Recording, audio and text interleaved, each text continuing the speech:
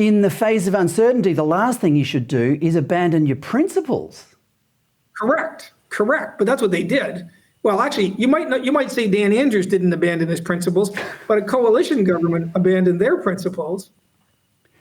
Well, those health orders, let's get back to those health orders. It was difficult for, according to the Ombudsman, it was difficult for people in New South Wales to know what the hell was going on. And I'd extend the same confusion to everywhere else in the country. Health ministers and officers around the nation were making laws on the run the same way.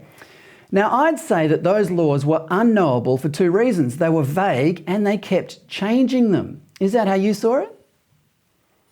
Yeah, I mean, there's a place in a real emergency when the country's being bombed. So effectively, you can delegate power through a statute to some member of the executive, a minister or some official, but you usually cabin that within certain grounds. And so to the extent that any lawsuits were successful during the pandemic, there were a few in the US, they were all straightforward administrative law where someone went in and argued what these people did, they could do, but Parliament or the legislature had to enact a statute that allowed it, and they didn't. They just passed some vague provision, and so they were acting ultra vires. Those sort of arguments have a chance to win. Nobody ran them in Australia. I don't know if they would have won here. I think Australians were, completely. There was so much fear porn press that there was so much fear, and I think this infected the lawyerly caste and the judges as well. There's no point in going to the judges if they're as afraid they're going to die as everyone else. Might as well forget it. James, you're born in Canada, so you have a slightly outsider's perspective on this. Why do you think Australians fell for this? Well, actually, I'll have to say right out loud now that Canada was at least as bad as Australia. They were seizing the bank accounts of truckers. Sweden was the gold star, the bellwether country.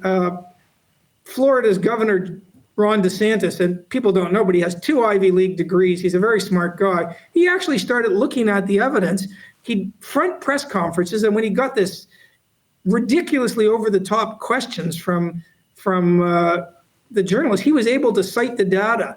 And the problem, I think, is that people believe the modeling.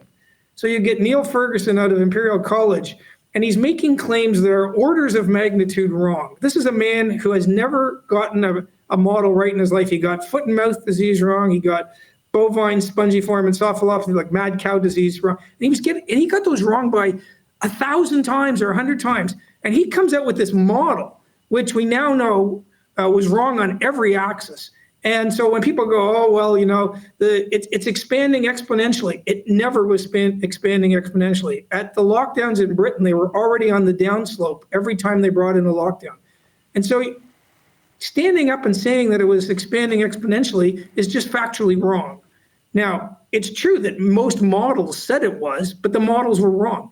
You can make whatever analogy you want with climate change here, Fred, but there's no reason. These modelers are useless. I did a math degree, and I tell you, you get out what you put in. If you're a fear porn exponent, you can build that into the model, and then you're done.